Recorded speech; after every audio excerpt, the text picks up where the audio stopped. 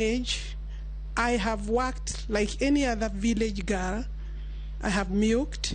I know how to milk. I know how to cut grass. I have cooked for my brothers, as was expected, even though some of them were older than me. I didn't understand why, but I know I did those jobs. I have followed my mother to the garden, to the shamba, up and down, and she was one of my driving forces or factors because she was a hard worker.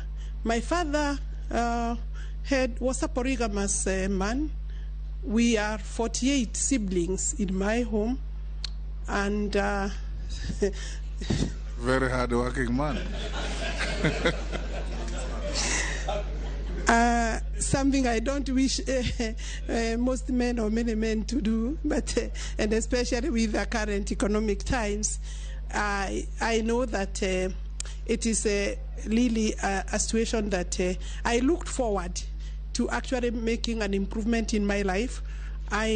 In terms of my upbringing, I could say within the village, I was one of the few privileged girls because my mother was very keen to ensure that I go to school.